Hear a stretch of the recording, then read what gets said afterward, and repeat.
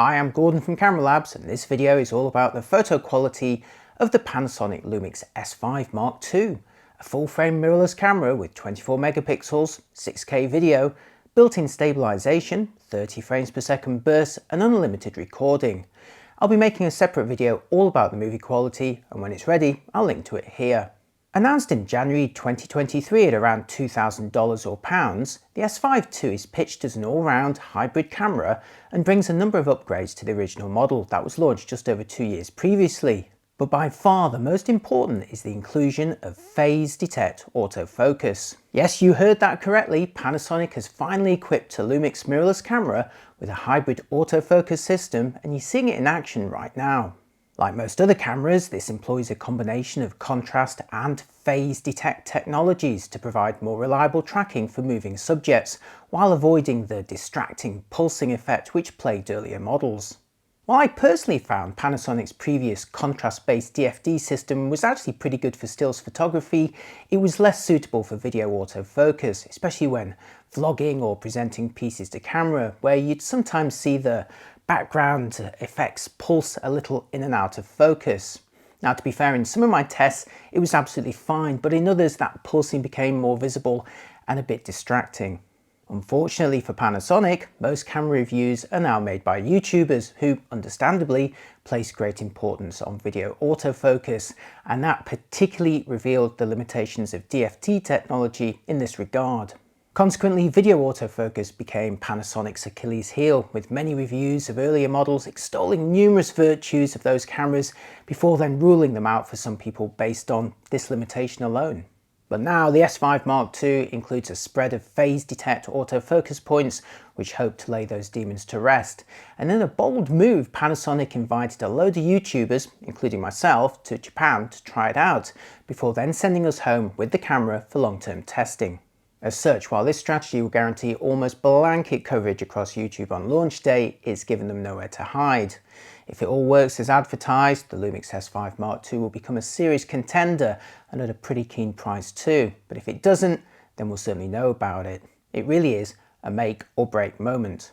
To find out if the S5 Mark II finally resolves the issues with previous models, I tested a final production camera running final firmware over a period of several weeks with a selection of native L-mount and adapted EF lenses. I also tested Canon's latest EOS R6 Mark II alongside it, as well as retesting Sony's A7 IV, all side by side. Now, both of these other cameras are key rivals in the hybrid full-frame market, and before even opening their boxes, the S5 Mark II impressively undercuts both of them by around $500 or pounds. But remember, both Canon and Sony also sell their earlier versions at prices closer to the S5 II, which makes them important contenders too. So I'm going to be making comparisons of all of these cameras throughout my review, as well as seeing how the S5 Mark II has changed from its original version. So let's check out the body first. At first glance, the S5 Mark II looks a lot like its predecessor. Technically, it's fractionally larger all round and at 740 grams a tad heavier too, but in your hands it looks and feels like the same camera, with essentially the same control layout too. Size-wise, here's the S5 II on the right, with the Canon EOS R6 II on the left, the former a little taller and more angular in style. And now for the Sony A7 IV on the left, again a little shorter than the new Lumix. The S5 II may be smaller than the first Lumix S bodies, but there's still plenty to hold on to, with a comfortable grip, and as before, the body claims to be dust and moisture resistant.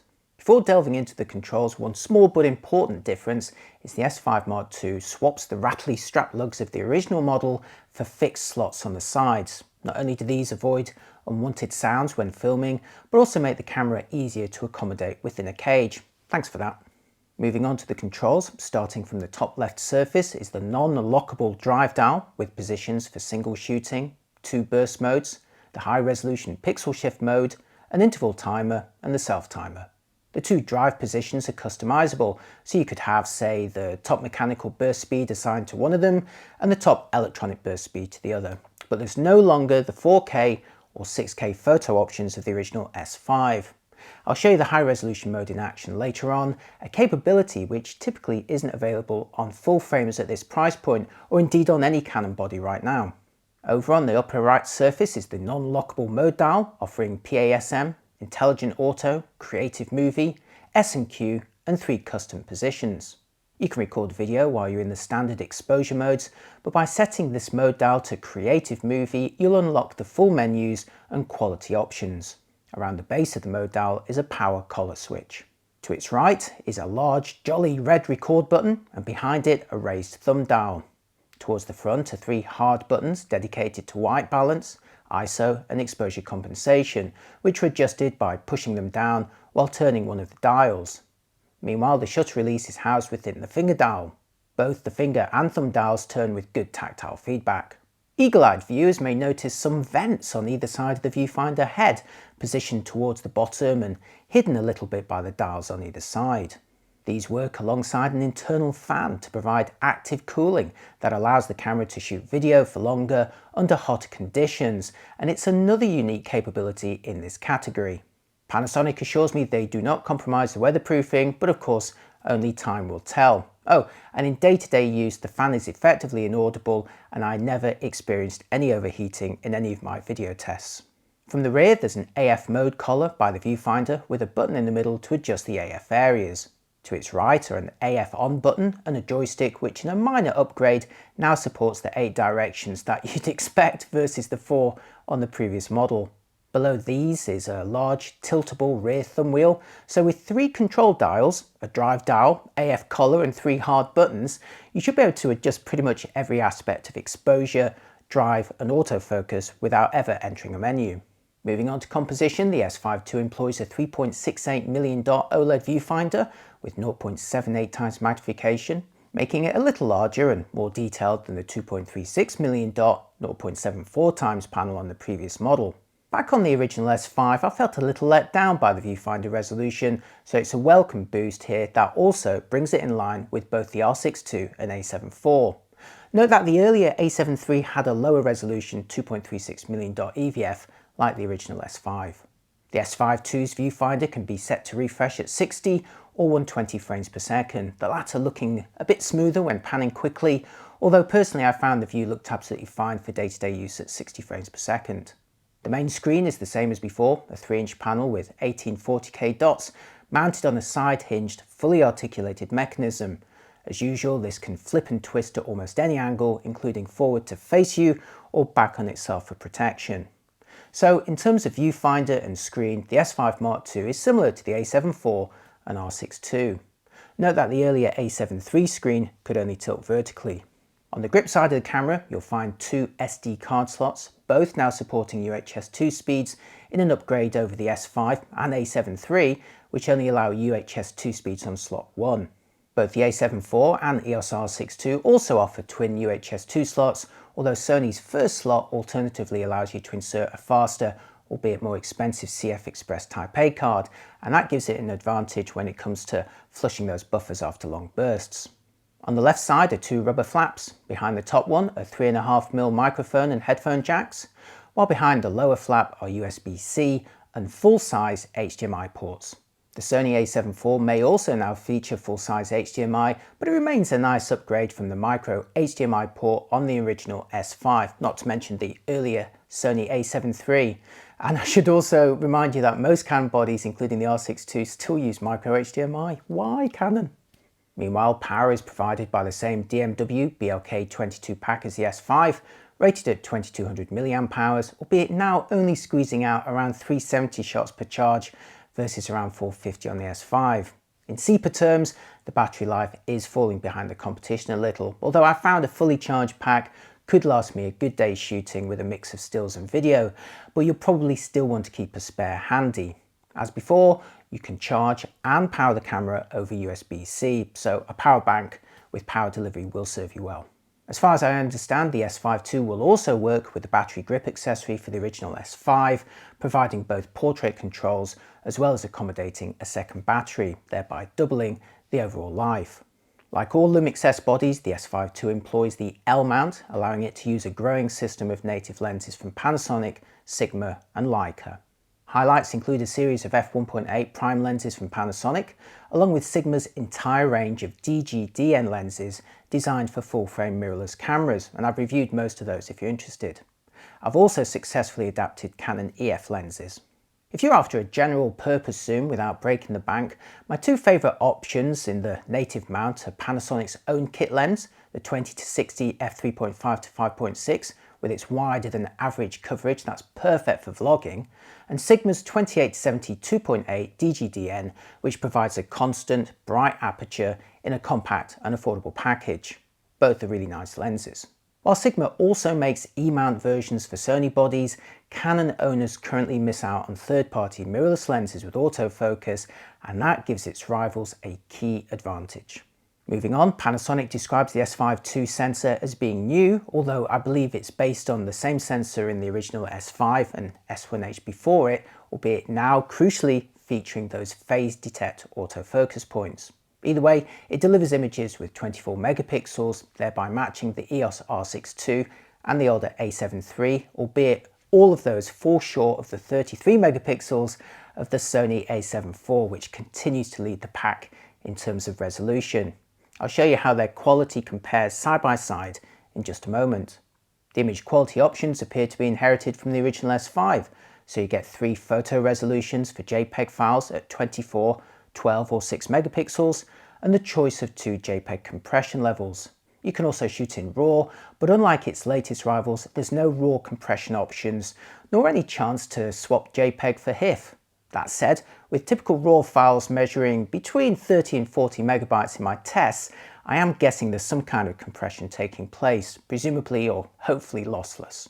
The S5 II also inherits the 6 aspect ratios of its predecessor, so along with the native 3:2, you can choose to crop JPEGs into 4:3, 16:9 or 1:1, as well as panoramic 65:24 or 2:1 options, and that's a lot more choice than Sony or Canon give you. One of the key photo highlights of the S5 II over its rivals is the high resolution mode, which captures a series of 8 images using the electronic shutter with IBIS subtly shifting the sensor between each. These are then combined afterwards to deliver an image with reduced color moire artifacts, as well as potentially higher resolution. While Fujifilm now offers a similar pixel shift mode on its recent X series bodies, the S5 becomes quite unique amongst its full-frame rivals. Sony doesn't start offering pixel shift until you reach the pricier A7R series, while Canon currently doesn't have it at all. Better still, unlike Fujifilm and Sony, Panasonic actually combines those frames in camera to generate the new high-resolution version without the need for external software, and that crucially allows you to check your result on site. The process typically takes less than 10 seconds too. Okay, so let's check out the quality in practice, starting with a real-life urban landscape shot with the S5 Mark II, fitted with the Lumix S70-200 f4 Pro lens, one of the sharpest native lenses that I had on test. Taking a closer look at the image reveals a decent degree of detail and natural-looking processing. Now let's keep this single frame on the left, and now compare it to one taken using the high-resolution mode on the right just moments later. And I'd say the difference in real-life detail is quite visible if you're looking closely. Most obviously, the railings and grills are much better resolved, but beyond this, pipe work and bricks are also now much clearer. Most pixel shift modes struggle with any elements in the composition that are in motion, which generally rules out outdoor compositions.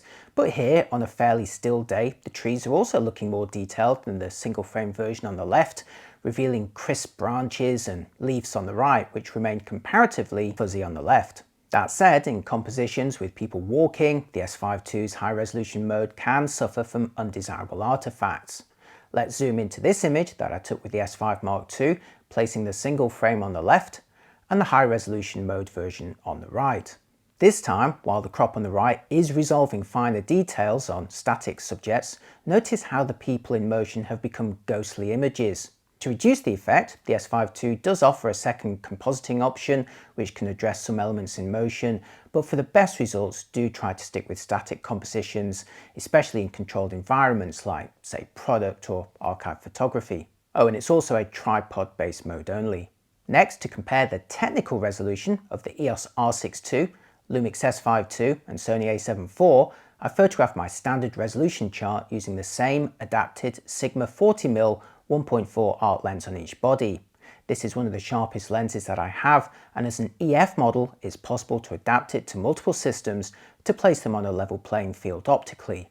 So here's the EOS R6 II on the left, the Lumix S5 II in the middle, both sharing the same 24 megapixel resolution, and the Sony A7 IV on the right with its 33 megapixels.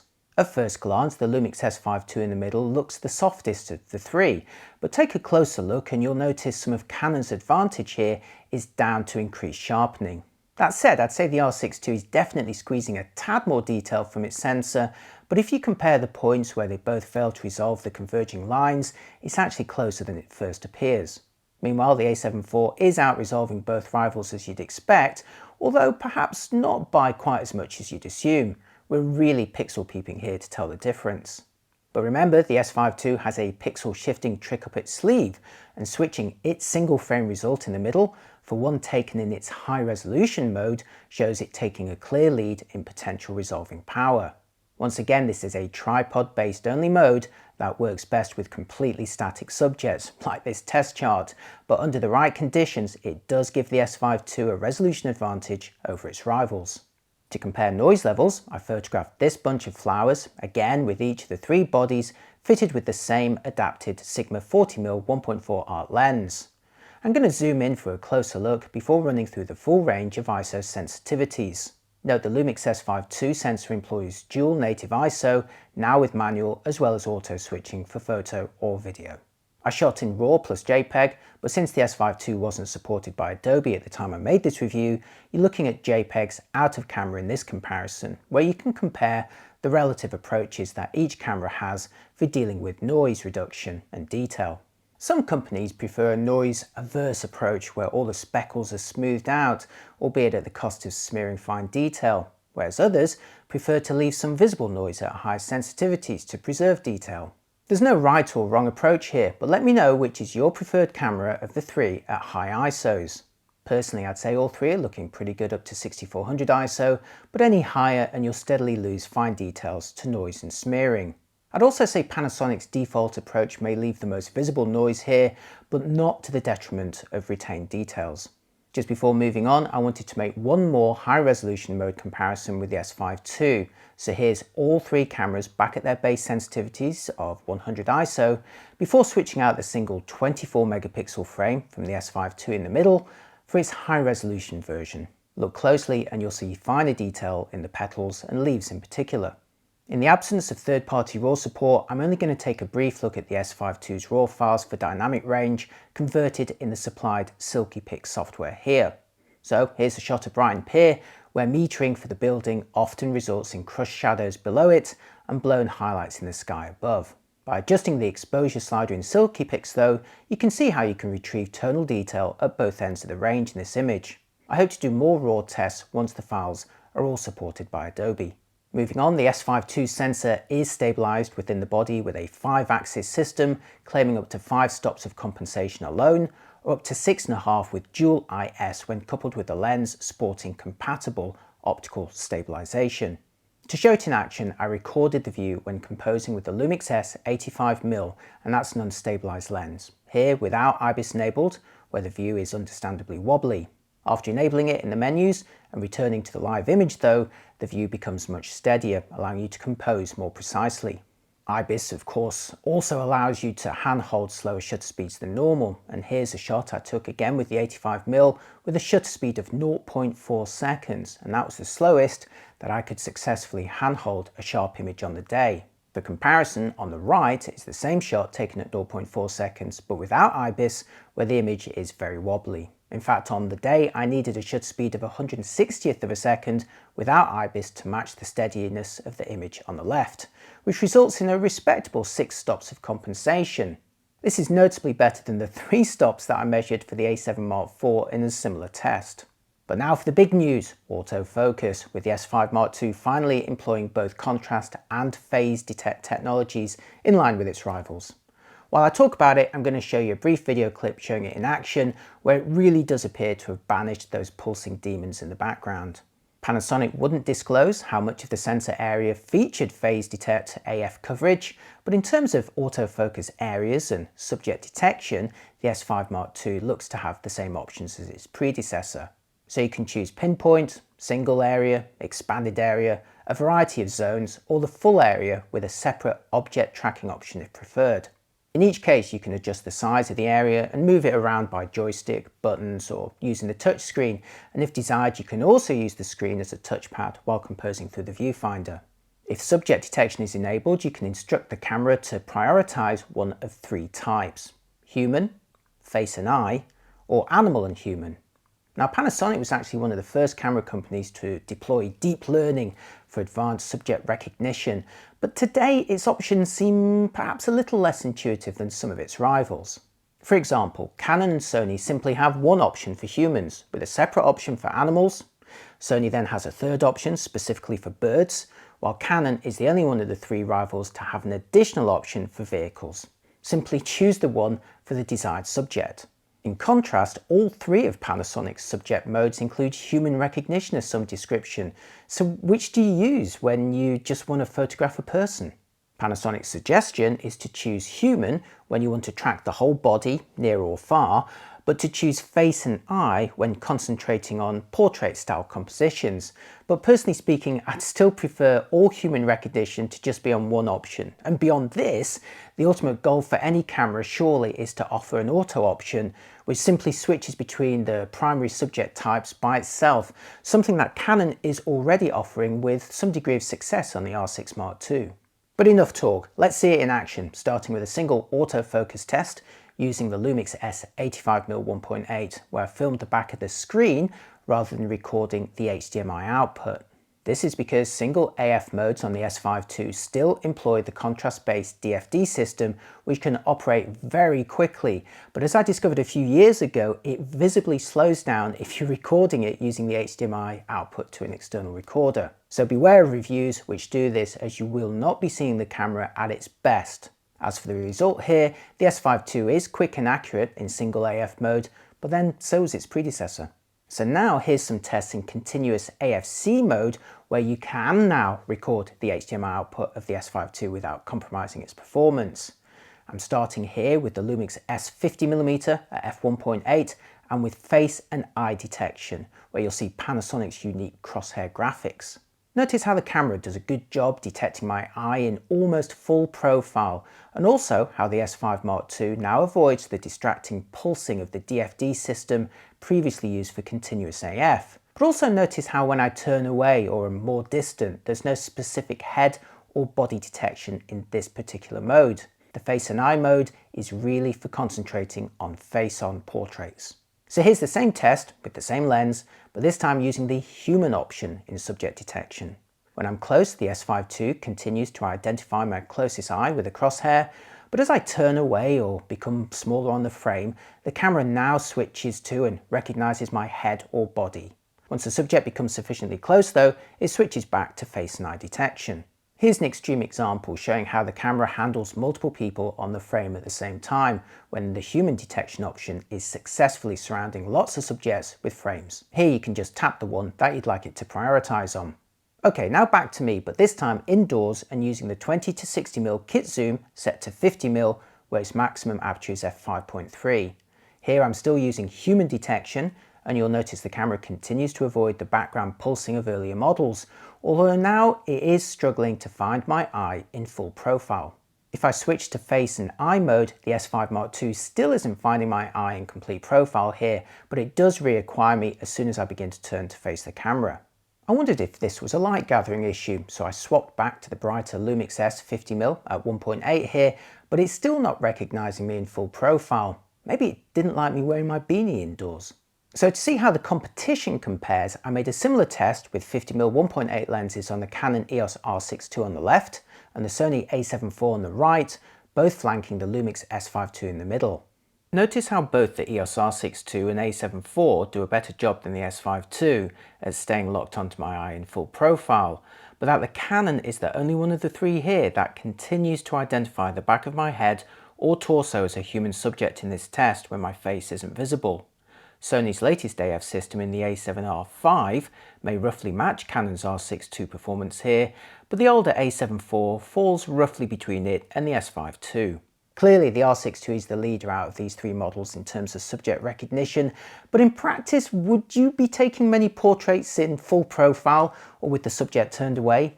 Anytime I took actual photos of people, rather than trying to trick the system, I enjoyed 100% success with the S5 II and A7 IV, but I still wanted to illustrate their differences for you. Next, for burst speeds and using continuous autofocus for action and wildlife photography. Like most cameras, the S5 Mark II lets you shoot with a choice of shutter types with varying speeds and capabilities. The mechanical shutter operates at 7 frames per second with continuous AF versus the A7 IV at 10 frames per second and the R6 II at 12, so it's not exactly blisteringly quick, but faster at least than the original S5, which only achieved 5 frames per second with continuous autofocus. If you're shooting static subjects in single AFS mode, the Lumix S5 Mark II increases its speed a little to 9 frames per second. I slightly exceeded Panasonic's quoted speeds in my own tests, shooting 246 JPEGs at 9.5 frames per second with single AF, or 168 JPEGs at 7.7 with continuous autofocus. Now in either case, the camera was happy to keep shooting after this, it's just that I got bored and let go. Set to the only RAW mode available, I managed 182 images at 7.8 frames per second with continuous AF before the buffer filled. In any of these tests, the camera took between 30 and 45 seconds to write all of the images to the SD card. Now that's quite a while to wait to flush the full buffer, but you can grab more images as it's clearing.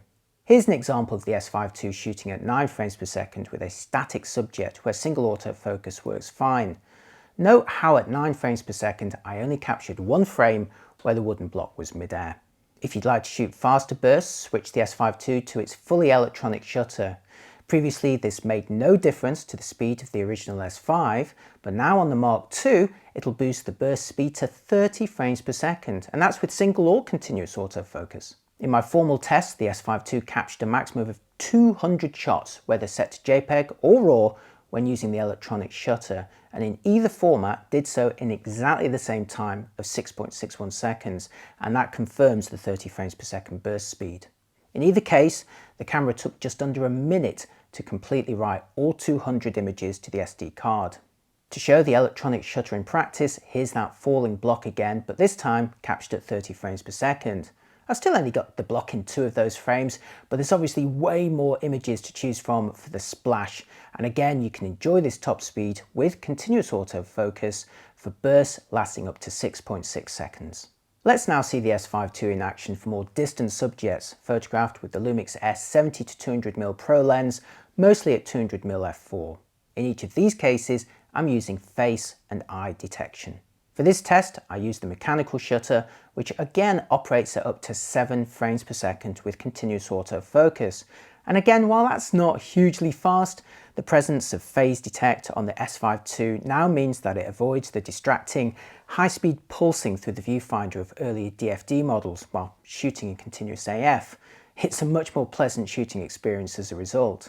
Now here's the S5 II shooting with its electronic shutter at 30 frames per second, again with approaching bikes using face and eye detection. It's certainly managing to keep the subject in focus across most of the frames here, and it gives the S5 II a speed advantage over the Sony A7 IV, which only offers 10 frames per second whether you're using its mechanical or electronic shutter.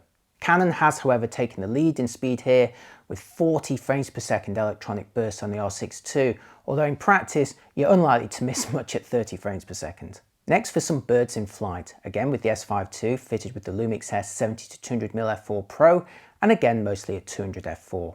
I stuck with the full AF area, but changed the subject type to animal and human, where the system surrounds the creature with a box.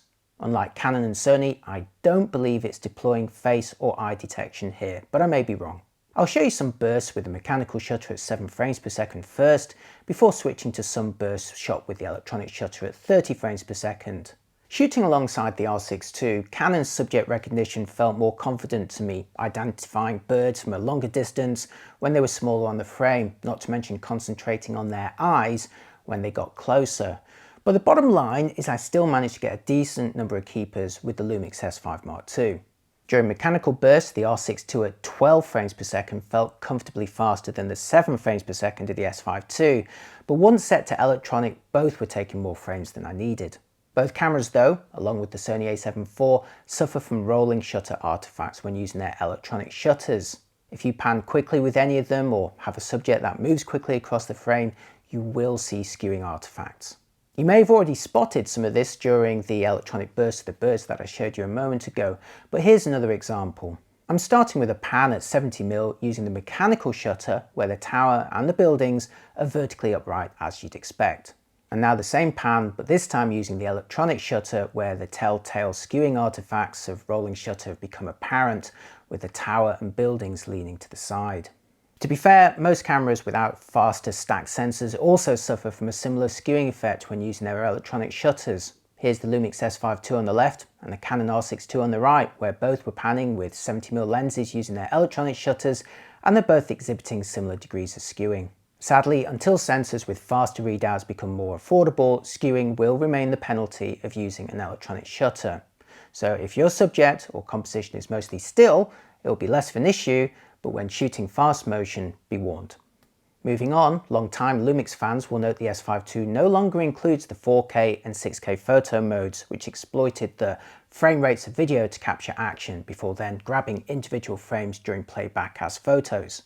The new 30 frames per second electronic shutter effectively replaces them for standard bursts, although it does mean the S5 II now misses out on the pre-burst and post-focus modes of the earlier models. This in turn now means that Canon's EOS R6 now becomes the only one in its full frame peer group to offer any kind of pre-capture with its raw burst mode. Now I'm almost done, but before wrapping up, a quick mention of some of the shooting modes for photography. The S5 Mark II offers a variety of bracketing options, including exposure bracketing with up to 7 frames at 1 EV apart, or smaller increments if you like, aperture bracketing, focus bracketing with up to 999 frames at a choice of 10 steps, and 2 types of white balance bracketing. To see focus bracketing in action, I photographed a vintage Mac using the 20 to 60mm at around 50mm f5.6, and from this position I needed 80 frames at a step interval of 2 in order to focus from the closest to the furthest point in the composition. Note how the S5 II is able to use its mechanical shutter during focus bracketing, and that in turn allows flashes to be fired. In contrast, Canon and Sony only support focus bracketing with their electronic shutters, and that rules out using flashes on those comparably priced models, and the feature isn't even available on the Sony A7 IV. While the Canon R6 II will now composite a focus bracketed burst in camera though, the S5 II still requires you to assemble the frames using your own software afterwards. So you're currently seeing the stacking process in Helicon focus, and now the final result stacked from those 80 frames where the entire computer is in focus from near to far. Interval timers have long been present on Lumix cameras, and the S5 II continues to offer one, along with a time-lapse option that will assemble them into a video afterwards if you like. There isn't a bulb timer, a standard feature on Canon bodies, but in some constellation you can at least manually dial in a 60-second exposure, which is double what most cameras allow. Like Sony's A7 IV, there's sadly no multiple exposure option, something that's a standard feature on the Canon R6 Mark II. Which now brings me to my final verdict, during which I'll show you a selection of photos that I took with a final production Lumix S5 Mark II with a variety of lenses. As always, if you'd like a closer look, you can access some of those original images via my review page of the camera at cameralabs.com. The Lumix S5 Mark II is arguably the best value new full-frame camera around at the time of making this review, packing a wealth of features to delight photographers and videographers alike, while comfortably undercutting key rivals on price. The long-awaited inclusion of phase detect autofocus transforms both photo and video, eliminating the distracting pulsing which haunted earlier Lumix cameras, and finally allowing its handling and quality to shine through without caveats. Considering this is Panasonic's first implementation of PDAF, it's impressive, but it really should have been present a long time ago. While the core features and specs are roughly similar to its rivals, drilling down will reveal unique benefits to each which might sway your choice. Canon's R6 II enjoyed the best subject detection in my tests, allows uncropped 4K up to 60p, in-camera focus stacking, multiple exposures, a bulb timer, pre-capture mode, 1080 180p slow motion, and the fastest mechanical burst speed of 12 frames per second. Sony's A7 IV has the highest resolution on a single frame with 33 megapixels, support for a faster memory card format, and access to a wealth of lenses including models by Tamron which aren't yet available for L or RF mounts. Meanwhile, the S5 Mark II boasts a high-res pixel shift mode, focus bracketing with a mechanical shutter that allows flashes, open gate 6K video, waveform and vector displays for video, anamorphic modes, real-time LUT previews, and potentially longer recording times thanks to a built-in fan. Now, while none of these three cameras actually overheated in my own video tests, the fan in the S5 II should give it an advantage under hot conditions. And do not forget, Sigma's growing series of excellent DGDN lenses is available for both Sony E and L mounts, and that gives Sony and Panasonic bodies access to affordable third-party lenses that Canon owners can currently only dream of. Oh, and there's also that small matter of a $500 or pound saving over the R6 II and A7 IV. Of course, both Canon and Sony still sell their previous versions at prices closer to the S5 Mark II, but their feature sets aren't quite as complete. The original R6 had only 20 megapixels, was limited to half-hour clips, and overheated in most of my video tests. Sony's previous A7 Mark III had a lower res viewfinder, a screen that only tilted vertically, no 10-bit video, worse stabilization in my tests, and both it and the R6 employed micro HDMI. In fact, Canon's latest R6 II still only has micro HDMI. So I'd say the S5 Mark II surpasses the original R6 and A7 III in most respects, and while there's pros and cons when comparing it to the latest R6 II and A7 IV, it again comes in cheaper. In fact, it still undercuts the R6 II and A7 IV body alone prices when sold in a twin lens kit with the 20-60 and 50-1.8. That said, if you're mostly shooting action or wildlife, I'd say it is worth spending the extra on the R6 II for its superior subject recognition, faster mechanical bursts, and that pre-burst option. But as an all-round hybrid camera for those who shoot a general mix of photo and video, the Lumix S5 Mark II is simply hard to beat at the price, and it comes highly recommended. Oh, and if you're into video, also consider stepping up to the S5 Mark II X version, which adds live streaming capabilities and the chance to record ProRes to an external SSD or RAW over HDMI for an extra $200 to $300. Conversely, if you like Panasonic style and can live without phase detect autofocus, look out for bargains on the original S5. And that, dear viewer, marks the end of this review, which turned out to be a little bit longer than I expected. So bonus points to anyone who's stuck around to the end. Thanks for watching. So tell me, what do you think? Is the S5 Mark II sufficiently tempting to turn the heads of potential R6 II and A7 IV buyers? Does it hint that future Lumix G Micro Four Thirds bodies might also enjoy phase detect autofocus? Let me know in the comments, and as always, if you find what I do useful, please do give the video a like and maybe the channel a follow. And if you really liked it, you can always treat me to a coffee or treat yourself to a Camera Labs t-shirt or perhaps my in-camera photography book. There's links for everything, including the latest pricing below. Thanks again for watching, and I'll see you next time. Bye bye.